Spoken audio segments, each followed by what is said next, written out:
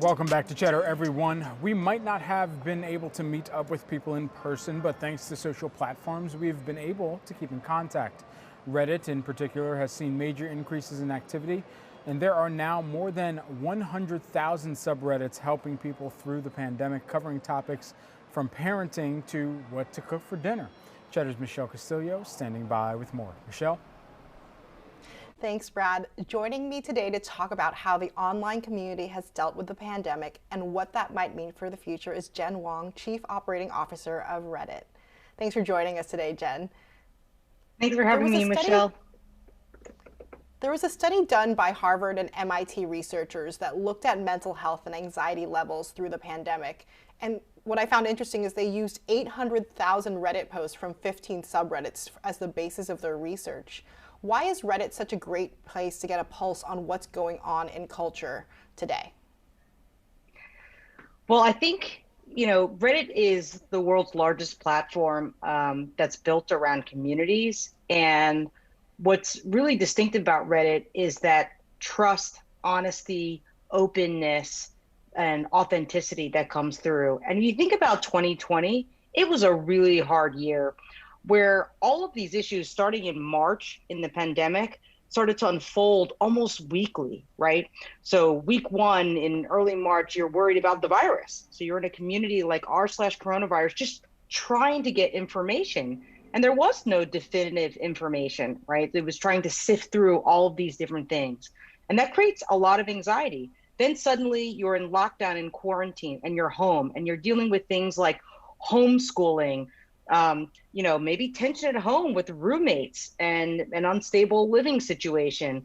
You're dealing with, hey, I don't have access to some of my resources. I need access to medication. I can't get bread. I can't get toilet paper. Week 3, week 4, you're dealing with, okay, I'm not cooking 21 meals a week. This is a lot of work. I'm working from home. I've got kids homeschooling. Those are all real life issues that unfolded so quickly. And one of the most amazing things about Reddit is that everybody shared those issues and questions on Reddit week by week. And it was real people helping other real people with real problems. And I think it really showed how special Reddit is, because at a time like that, when things were changing so quickly, the only way you could solve your problems was asking other people and getting help. I definitely have to agree with that, especially the 21 meals a week part. What other trends did you notice emerging on Reddit throughout the pandemic that might stick with us past when we are all vaccinated and can get back to normal? Yeah, I'd say there's a couple. The first is, I think community and its importance really became so evident in 2020 because there was really no place else to go for real people to help you with problems from, like I said, homeschooling to just, hey, I'm with my spouse 24 hours a day. I've never done that. And what's the mental health implication of that? And how do I work through that, right? And I think Reddit provided a sense of belonging and comfort, as well as distraction that really, that I think was really standout and unique. And so people came for music, they came for therapy, they came to learn how to bake sourdough, which I did. And I think some of those behaviors will continue. One of the barriers that I think was really broken down is we have a live video experience called RPAN. And what you had were people who are musicians playing, doing art, who are lonely. And actually you could come in and you could have a moment together, right? You could listen to a musician, you could talk to somebody, they would do Ask Me Anythings or AMAs. And you'd have this moment of people hanging out together, live with strangers, enjoying a moment, a craft or an interest, and then going about the rest of their day. And I think that behavior is going to stay. I think you're starting to see it in different places on the internet, the willingness to hang out with strangers and then kind of go on about your business. That's something that will likely stay because the barrier came down. One thread that I noticed going viral was people kind of boasting or talking about their pandemic purchases and what helped introduce their lives. What changes in consumer behavior when it comes to spending did you guys notice that you think will stick with us throughout 2021 and beyond? Yeah. Well, as everything or a lot moved, e-commerce was accelerated during this time. One of the major places that you would go to for discovery is online in communities, right? You would go, you have to have a place to start with. Where am I even thinking of, what am I thinking about buying? How do I feel inspired by product? And communities do that. In fact, our research shows that communities on Reddit have as much trust as reviews. And the reason why is because it's real people who have real experience with real product.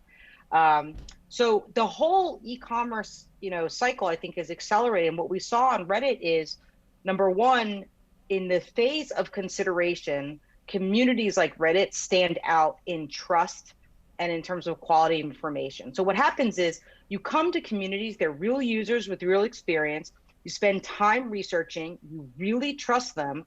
You research twice as many brands and you do 4 times as many research sessions.